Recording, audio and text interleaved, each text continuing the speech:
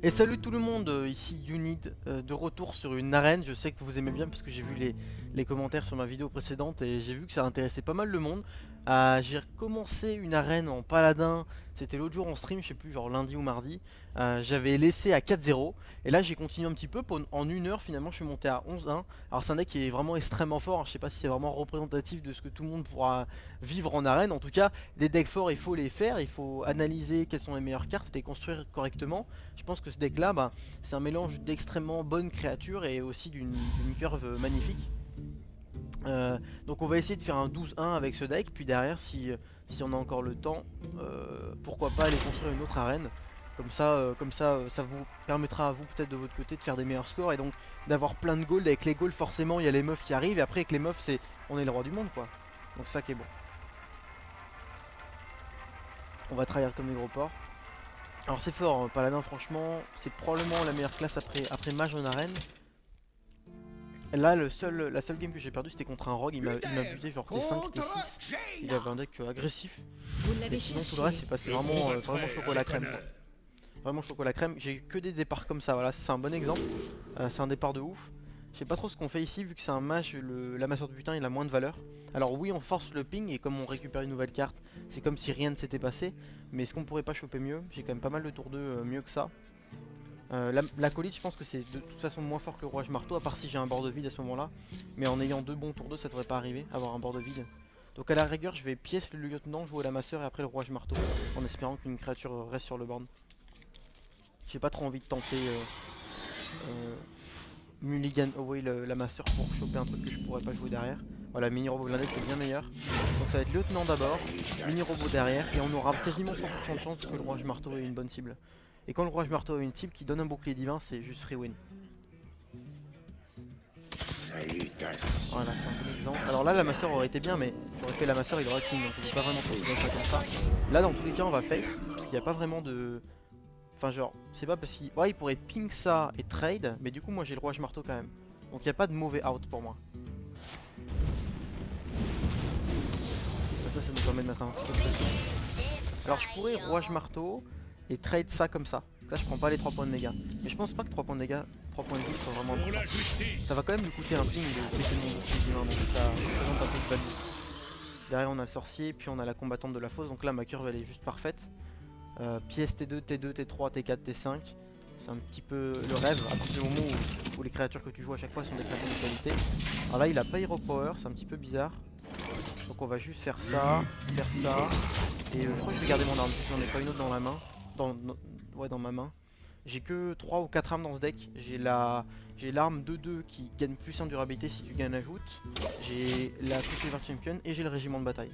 Donc ça me fait en tout 4 armes, comme j'en ai pas en main, je vais pas taper avec, de toute façon il nous reste 2 stacks, même si je tape avec une arme, je mettrai un petit peu de temps avant d'avoir une utilisation je pense. Alors là on est bien, on va pouvoir faire un trade facile dans le 1-3. À moins d'une Frostbolt. Non, on est vraiment bien. Forcément il va face. Alors veille solennelle ça va pas être beaucoup de suite. Bien qu'elle coûte que 3. On aurait pu faire veille et amasseur de butin. Mais à partir du moment où tu sais que la veille tu pourras la jouer plus tard, c'est toujours plus important de développer le board. J'aurais pu faire la veille maintenant, mais je sais que je vais pouvoir la faire plus tard aussi, donc je suis pas pressé. Il va ping la 5-6, probablement pour un choc de flamme. Hein. Probablement. Sachant qu'on sait aussi. Donc là la veille elle a l'air sympa. Si je fais trade, la veille va coûter 3. Est-ce que c'est vraiment le mieux? Sinon je peux faire trade, nain sombre fer et mini robot blindé. Le choc est pas si fort. Je pense que c'est la veille maintenant parce que j'ai peur qu'elle ait plus d'utilisation derrière. Je pense que je vais faire la veille. Ah mais non elle coûte que 2, je suis débile vu que j'ai sacrifié une créature. Donc 2 c'est parfait. Forcément parce que du coup je pourrais jouer mes 2 créatures à 2 mana. Donc on va jouer mini robot blindé et amasseur de butin ensemble pour le call de 3 même si c'est 3 créatures. On va essayer de placer les créatures les plus grosses sur les côtés. Pour le cône toujours.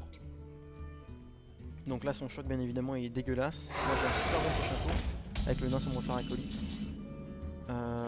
6, 7, 8, 9. Donc ça le champion c'est un putain de top deck de ouf. On va suicider en priorité le bouclier divin. Étant donné que il pourrait juste ping, ça a très peu de valeur contre un mage un bouclier divin. Et c'est important de trade ici, parce que ne pas trade contre un mage c'est quand même trop ballsy. Il suffit qu'il fasse un choc et qu'il clear le board et il me retrouve vraiment en retard. Ah bah génial, bah ça fait 12-1 du coup, ça fait plaisir. C'était vraiment un deck de gros ports, hein. Franchement j'ai aucun mérite, faut pas se le cacher.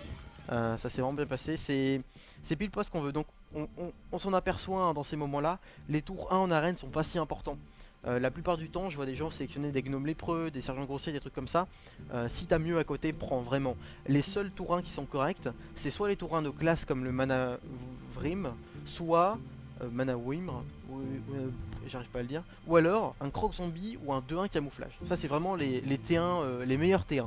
Derrière t'as sergent grossier qui peut être bien, surtout dans un chaman ou un paladin, parce que c'est en combinaison avec ton pouvoir awake, t'as un contrôle du board quasiment systématique. Ou alors, qu'est-ce qu'il y a comme bon T1? Bah encore une fois les T1 de classe comme Diabotin de Flamme par exemple. Mais sinon, tout le reste, Gnome lépreux, tout ça, à cause de tous les mages, de tous les paladins et de tous les voleurs qui peuvent les buter facilement, c'est vraiment pas des cartes qui sont top en arène. Parce qu'en construit c'est différent, tu tombes contre un mage, tu joues ton Gnome lépreux, s'il fait son pouvoir awake ça veut dire qu'il fait pas autre chose, donc c'est bien plus important. Mais en arène tout est une question de temporisation et donc si et de value des cartes. Donc c'est assez différent quand même. On cherche pas forcément les mêmes choses, bon je fais l'ouverture de booster vite fait bien fait, puis on va retag une arène. Ça marche plutôt bien souvent les arènes, hein. Je me suis remis un petit peu dedans et je prends un bon moment à chaque fois. Donc je viens de faire un paladin, forcément on va pas le prendre. Chasseur ou prêtre, je pense que prêtre est mieux. Chasseur ça peut être agréable quand même. Chasseur. Bon, chasseur c'est moins fort que prêtre, mais je crois que je vais y aller. Parce que YOLO. En plus j'ai pas chasseur doré donc ça compte. Ah non ça compte pas dans les victoires. Bon alors il y a deux moyens de le jouer chasseur, hein. Il y a aggro, parce que forcément ça va bien avec le pouvoir wake, ou alors un chasseur midrange contrôle, où on prend systématiquement la meilleure carte et non pas la plus agressive. Là Drake Azur c'est une des meilleures cartes dans tout le jeu confondu en arène, puisque c'est un bon body, c'est un dégât des sorts et ça rembourse. Elle se rembourse elle-même, donc c'est vraiment une super carte toujours. On va prendre le méca de téléporteur plutôt que le robot quantique parce qu'en hunter en général tu peux pas trop agresser. Si tu te fais agresser, tu préfères développer une grosse créature qui va reprendre le contrôle du board plutôt que te soigner. Parce que te soigner en gros c'est seulement bien si le mec en face il a que du burst, comme des boules de feu ou des sang-froid ou des conneries. Et s'il a pas ça, s'il te fait des dégâts avec des créatures, c'est pas avec un mini robot blindé que tu vas contrôler, reprendre le contrôle du board et donc arrêter de prendre des points de dégâts. C'est vraiment en développant des grosses créatures. Donc souvent les mini robots blindés c'est pas la priorité. Berserker c'était donc le meilleur. Glaivezuka c'est une super bonne carte en arène, donc on va aller là-dessus. 3 cartes très moyennes. Le Murloc et le Seigneur de la Toile, je pense que c'est hors de question. Un Grizzly Faire-Poil c'est vraiment dégueulasse en général. Avoir un taunt avec des stats merdiques c'est pas la priorité, mais bon, c'est une bête, c'était la meilleure des trois, j'avais pas trop le choix. Ici on a deux cartes vraiment intéressantes. Champion de la main d'argent en arène c'est une carte très costaud. Je pense que ça va être l'élec quand même si tu gagnes la joute, c'est fucking OP hein. C'est comme un amasseur de butin, il va te piocher une carte et en plus de ça, ça va être une grosse carte puisque tu as gagné la joute, donc elle va rentrer dans la curve qui va arriver juste après, ça reste vraiment OP. Champion de la main d'argent pour le coup, c'est bien mieux. Oh une hyène charognarde, alors ça c'est cool. Diablosaure fossilisé, faut pas se mentir, hein, c'est quand même pas une carte de folie. Donc on va prendre la hyène. Panthère de la jungle, fucking OP. C'est un petit camouflage, c'est agressif, tout va bien. On se fait plaisir. Mystique du Kazan, c'est sympa en arène puisqu'il y a une grande majorité de mages et parfois aussi forcément des chasseurs et des paladins vont jouer des secrets. À côté de ça, je pense que le bombe est quand même mieux, c'est une valeur sûre. Dès que tu tombes contre une classe qui n'a pas de secret, le fait de jouer un 4-3 pour 4, c'est finalement 4-3 c'est statistique d'un T3. Donc tu perds un point de mana pour développer une créature qui est mauvaise, tu vas perdre de la tempo, c'est pas bon. Hors de tuant, on pourrait le considérer, on a déjà 3, 4 bêtes. Si on fait 5 avec un sort à 3, c'est vraiment OP. Mousse de la voile sanglante, j'ai qu'une arme. Brave archer, c'est hors de question. Je pense que je vais prendre l'ordre de tuer, ça peut toujours être sympa d'avoir un petit burst surprise. Crapaud énorme, c'est super. C'est un 3-2 normal, comme un élec du roi, mais Tyral d'agonie qui peut toujours faire plaisir, ça fait plaisir. Alors on a un Mataf, c'est un bon pirate. Je pense que ça va être le cavalier d'argent parce qu'on joue chasseur, sinon j'aurais probablement pris le Freakbold. L'idée c'est qu'on a très peu de sorts hein, en duel, pour l'instant c'est le seul. Cavalier d'argent c'est un petit peu un couteau suisse, tu peux aller face, tu peux trade dans des 3-2, tu peux te mettre bien. Je pense que c'est une carte qui est tout à fait correcte. Ici, Berserker et Ghoul Instable c'est vraiment moyen. Je me tâte un petit peu sur le modeste écuyer. Ça irait bien avec mon Glaivezuka, ça va bien avec mon pouvoir awake. Tu joues ton 1-2, si tu joues une 3-2 tu fais juste pouvoir awake et trade. Ça te met pas mal. Berserker à côté de ça, ça peut être cool aussi. Ah, je pense que je vais prendre le Berserker comme ça me fait chier d'avoir un modeste écuyer, c'est pas une assez bonne carte. clair du soleil brisé, c'est sans se poser de questions. Oh, bah mettre chien en direct avec toutes les bêtes que j'ai. Même si tu vois, on va le comparer à la Kezan, c'est comme une Kezan les stats. Sauf que si t'as un +2/+2 et provocation sur une bête alliée, c'est débile. C'est débile, tu as gagné la game instant. Donc autant le prendre. Ici, dromadaire du désert, pour l'instant j'ai pas de T1, ça reste une bête. Le problème c'est si ça invoque un T1 à l'adversaire et pas à moi, je vais être en PLS un petit peu. Je pense que je vais le prendre parce que j'ai trop de bêtes et synergie bêtes avec ça et ça. Surtout qu'un 2-4, t'imagines les chances qu'il ait de survivre pour le maître chien, c'est OP. Et c'est un mana de moins, donc c'est parfait pour la curve. Je vais essayer de choper des T1 dorénavant. Panthère de la jungle. Ici on va prendre plutôt le saut de flag je pense. Ça c'est une très mauvaise carte la game, on la prend jamais. Goule mangeuse de cire ça peut être bien mais j'ai trop de T3. En général tu préfères avoir les T2 que les T3 parce que les T2 tu peux les pièces au T1 alors que les T3 forcément ça arrive un petit peu plus tard. Manipulateur son visage je pense, fin de la mort c'est quand même bien dégueulasse. Ouais en plus j'ai quasiment aucun râle d'agonie. Et minimash c'est dégueulasse. Donc manipulateur j'aime pas trop cette carte là en arène mais bon là c'était la moins pire. On va pas prendre le saut de flag cette fois, j'ai pas assez de late game donc on va aller sur le commando. Ça c'est une bête et j'ai très peu de T4 donc on va aller là-dessus. Le golem des moissons est mieux que le haut trotteur. Mais là c'est pour la cœur. Pour la cœur. On a un grizzly faire poil ou on a des T1. On en avait parlé des T1. Comme quoi il en fallait. Pour le dromadaire. Je pense que je vais prendre le gnome mécanique cette fois. Une pièce détachée ça pourrait être utile. Ancien maître brasseur sans hésiter. Maître bouclier de Senji sans hésiter. Trog. Pour l'instant c'est des cartes qui sont correctes mais qui sont pas OP, je pense qu'on va un petit peu galérer dans cette arène. Le chevalier mécanique très probablement, même s'il n'y a pas de synergie avec le méca, ça reste des stats convenables. Un lâcher les chiens ça fait toujours plaisir, je pense que c'est mieux que le cavalier d'argent. Cette fois ça va probablement être le gnome lépreux. Ça rentre mieux dans la curve que le gorillobot et que l'oranger du magma. Et ça combatte avec le dromadaire. Ici ça va être la minuscule je pense. C'est pas une très mode carte mais c'est mieux que le mage ancien ou que l'accro au moment. Voilà, on a le deck. C'est pas un très bon deck, je pense que ça va faire 6 ou 7 victoires. Peut-être même moins. Peut-être même moins. On va voir comment ça se passe. Je pourrais aller agressif avec ce deck parce que on a une curve qui est sympa. Beaucoup de early game et surtout beaucoup de créatures qui font des dégâts directs avec 2 camouflages. On a commando. Ouais, on a vraiment des gros machins. Lâcher les chiens combiné à Yen Charonard, forcément ça peut être fucking OP. Je pense que ça peut être sympa. Bon, on va faire une ou deux games, dépendant de combien de temps on a passé à stream. Alors fais voir un peu. Il y a combien de temps de record là? Ah, je peux pas savoir. Non bah tant pis. Bon, je pense que je vais en faire une seule et puis ça va aller. 10 minutes? Ok, 10 minutes. Une ou deux games. Je crois qu'une vidéo YouTube convenable, qui plaît le plus aux gens, c'est entre 20 et 40 minutes. Peut-être 15 minutes. 15 minutes c'est bien aussi. Parce que le plus important dans une vidéo YouTube c'est d'avoir le temps de la regarder en entier. Si tu la coupes en deux forcément tu vas rater un bout. Alors, dromadaire du désert, c'est sympa. C'est très sympa. En plus j'ai le maître chien dans la main. Ah ça c'est une curve intéressante les bros. La bombe je pense pas. Quoique j'ai très peu de late game je pourrais quasiment le considérer mais il y a quand même des cartes de meilleure qualité. La bombe t'es obligé d'avoir une cible, c'est ça le problème. Toutes les cartes comme ça qui nécessitent d'avoir une... C'est pas seulement avoir une cible, c'est avoir une bonne cible où le lobombe a vraiment de la valeur. J'aime pas trop. On va espérer qu'il ait pas de tour 1. Suspense total, c'est bon, il en a pas. Ah, maintenant que j'ai un peu de flag, je pourrais le pièce quasiment. Ça sert à rien de garder la pièce vu que j'ai 2 T2 et T3, T4. La carte est respectée quand même. On va toujours jouer le 3-2 en priorité vis-à-vis du 2-3. Parce que lui c'est un prêtre, donc s'il joue un 2-3 et que moi j'ai mon 2-3, il pourra trade dedans, soigner et après je perds de la value. Voilà, exactement, cette situation. Oh putain, si j'arrive à faire ça là-dessus, c'est la fin. C'est la fin du jeu vidéo. Ok, il y a un truc à faire. Lui il va invoquer, c'était quoi? C'était un gnome mécanique. Oh, un gnome mécanique. Ou un... Oh putain, la panthère. Ah mais la panthère ça veut dire qu'il va trade gratos. Je pense que c'est dromadaire. Comme ça, il invoque un T1. Ah merde, il en a un aussi. Bah tu vois, je peux lui péter son bouclier. C'est déjà ça. Ah mais du coup, elle trade là-dedans. Zut. C'est embêtant. Comme ça, moi, je pourrais mettre chien... C'est dommage parce que ça, c'est un mecha aussi, donc j'avais une belle synergie avec le chevalier. Mais là, c'était vraiment un très bon T3 de sa part. Le chien araignée, ça avec Karine. Oh, aïe aïe aïe, ça, plus 1, plus 1. Mais c'est bon, avec le maître chien, on est bon. On aura un 4-6. Oh, c'est fort, c'est fort. C'est très fort. Un 4-6, hop là. Il a le trade comme ça mais il a perdu pas mal de valeur. On a fait un 2 pour 1 avec le dromadaire. Finalement c'est rigolo parce que les deux créatures qui ont invoqué le dromadaire se sont trade elles-mêmes. L'écuyer était un petit peu plus fort que le gnome mécanique, mais on a réussi à péter le bouclier divin à temps. On s'est mis bien. Alors dommage ça soit pas un méca, hein, sinon ça aurait été vraiment GG well played. On va jouer le champion de la main d'argent. Imaginez il a une cabale pour mon berserker, j'ai concrètement perdu la partie. Donc on va pas le tenter pour l'instant. Si on le tente un jour, on sera probablement obligé de le faire quand ma main sera vide. Je le ferai à un moment où s'il fait la cabale, c'est qu'il peut pas faire d'autre chose. Là, jouer une cabale T6 c'est juste parfait pour lui, il reprendra le contrôle du board, j'aurais perdu la partie. C'est pas trop grave qu'il ait pris ce trade là, parce que forcément s'il le soigne, il sera toujours à portée du 4-4. De manière assez favorable pour moi. Je sais pas si j'ai d'autres mécas pour mon chevalier mécanique.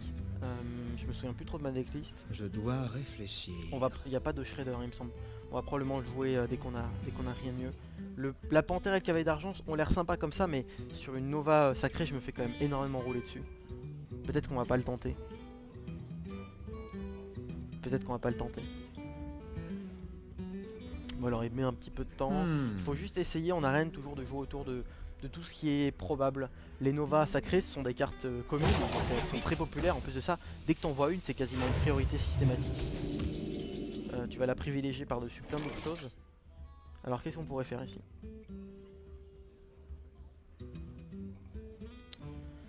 Qu'est-ce qu'on pourrait faire? Le berserker m'a l'air pas si mal. Hein. Surtout que je pourrais l'inverser, donc c'est assez rigolo. Ce trade là je pense qu'il est obligatoire. Comme je l'ai dit, hein, panthère et cavalier d'argent trop sensible à nova à mon goût. On n'a pas de bonnes combinaisons avec le trog. Peut-être que ouais c'est probablement juste le chevalier. Le chevalier on n'a pas de nom. Parce que le pouvoir contre un prêtre comme ça maintenant il a 24 points de vie, je me dis pas que ça va être vraiment très utile, j'ai une main qui est pas agressive. Pas très agressive en tout cas. Là le 5-5 il est bien parce qu'il trade correctement dans l'Yeti.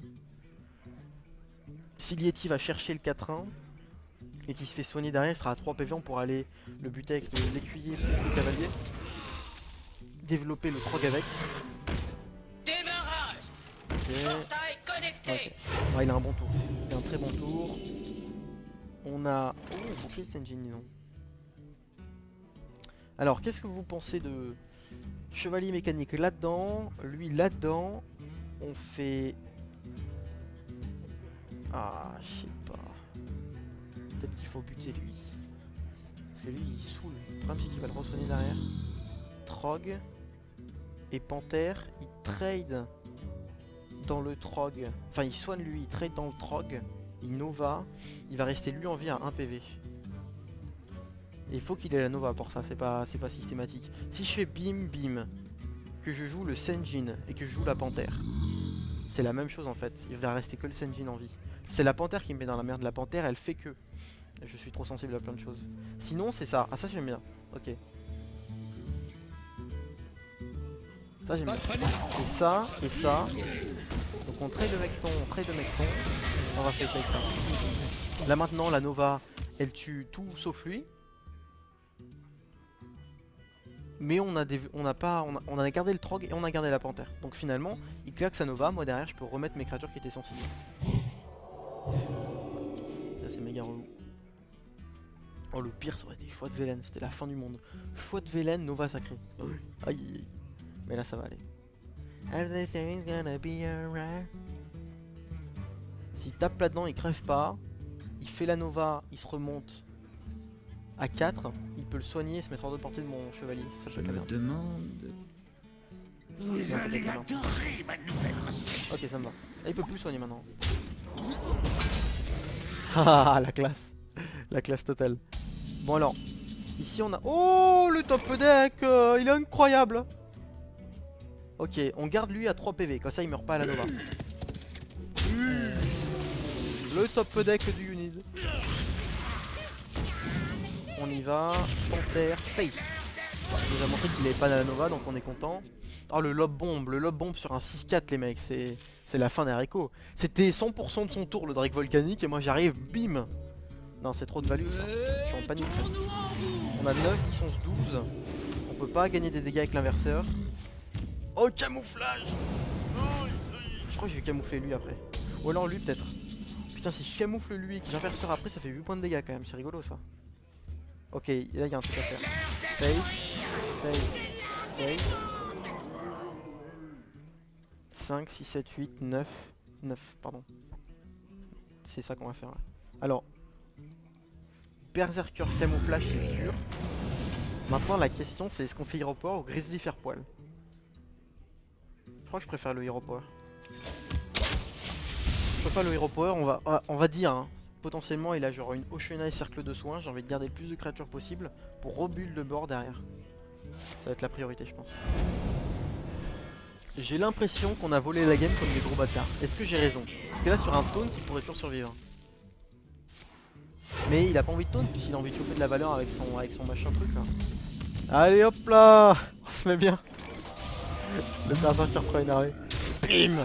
Ok, franchement, les pièces détachées, c'est sympa. J'en ai eu deux, hein. J'ai eu celle du gnome mécanique inventé par le dromadaire et celle du Yeti. C'était bien sympa.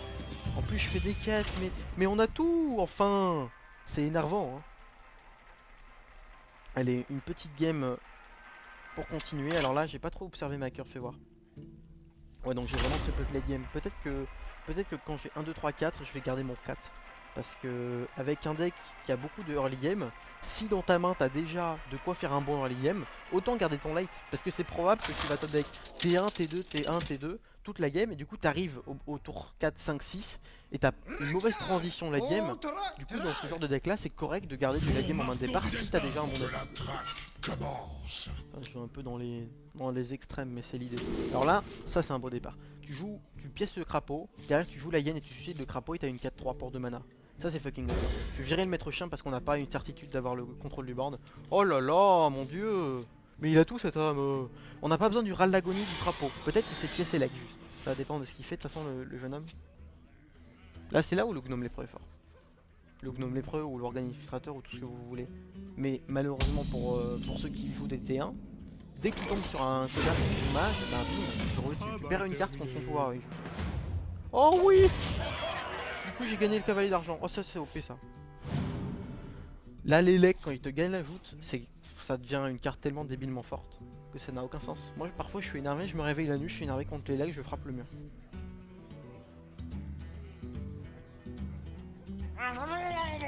Allez. On est bien sur la gauche, c'est la foule. Ça trade les legs, on a un 4-3 pour 2 mana. C'est débile hein, franchement ça c'est débile. Là j'ai probablement volé la game, il faut qu'il ait une arme procroc ou une arme ou une connerie.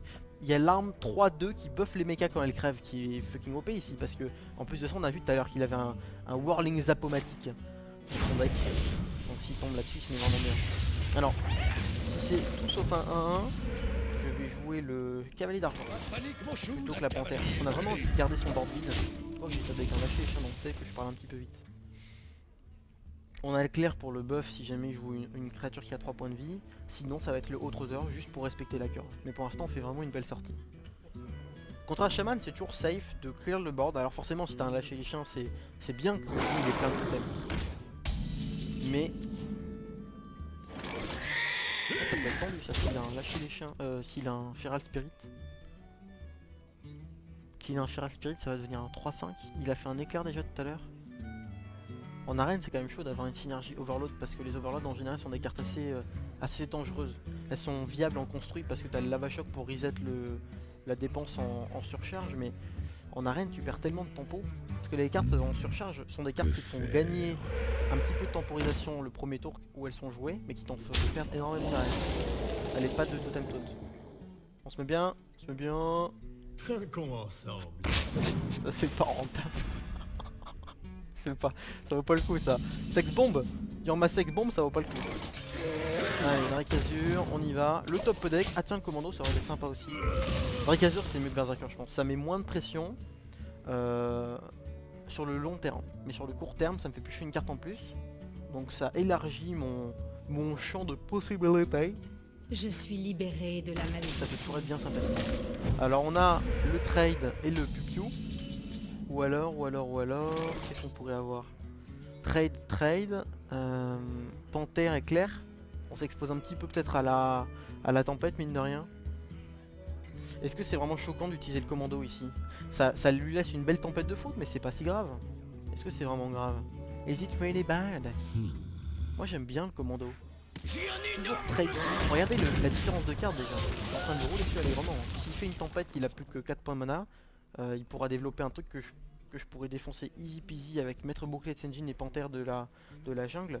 On est sensible entre guillemets à un élémentaire de feu parce que forcément il aurait 2 bonnes cibles. L'élémentaire de feu, il faut toujours l'avoir en tête quand tu joues contre un chaman parce que c'est la meilleure carte de toute leur classe. L'élémentaire de feu, une 6-5 qui sont des stats OP, qui fait 3 points de dégâts en cri de guerre sans prendre de dégâts lui-même, c'est ouf quoi.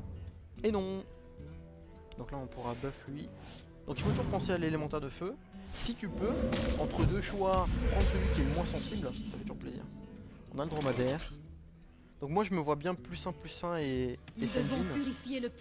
Par contre cette fois je me vois presque laisser le totem 1 en vie. Ah tu sais quoi, je vais le tuer quand même. Je vais le tuer quand même, il a un totem langue de feu dans sa main.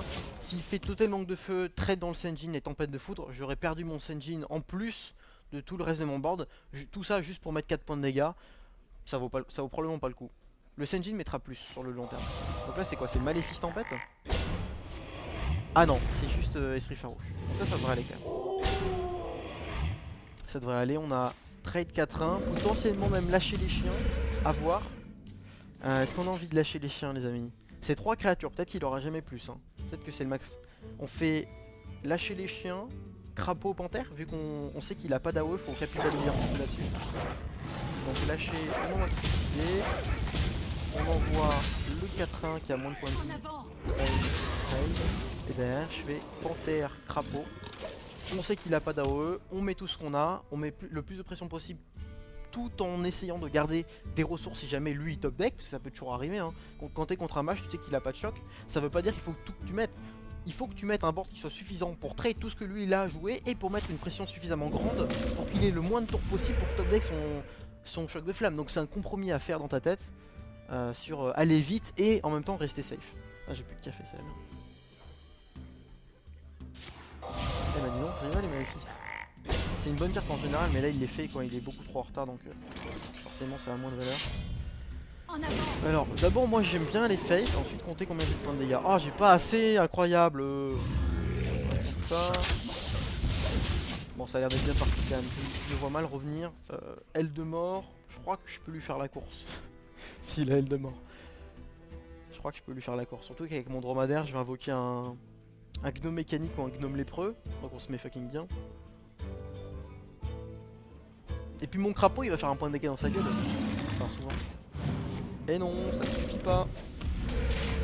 Incrédible. Et je te fais que ta grenouille ma gueule. On se met bien. Et bien écoutez, j'espère que ce petit run en arène vous a fait plaisir. J'espère que vous avez appris 2-3 trucs. Chasseur c'est une classe qui est sympa parce que si tu as pas les cartes pour être agressif, bah ton pouvoir awake devient le pire du jeu. Parce que forcément, même en guerrier, si t'es agressif, le fait de gagner des points de vie, ça peut toujours t'aider au moins à prendre des dégâts avec tes armes pour rentrer dans les créatures adverses. Là en chasseur, t'as un deck contrôle, ton pouvoir awake il a aucune valeur. Donc en gros on a essayé de faire un petit truc sympatoche, la curve est sympa, les créatures sont sympas. Pour l'instant ça se passe plutôt bien, je pense que ce deck ouais, il a moyen de monter à 6-7 victoires, peut-être même plus. En tout cas je vous fais des gros bisous, je vous remercie d'avoir regardé la vidéo et je vous dis à la prochaine.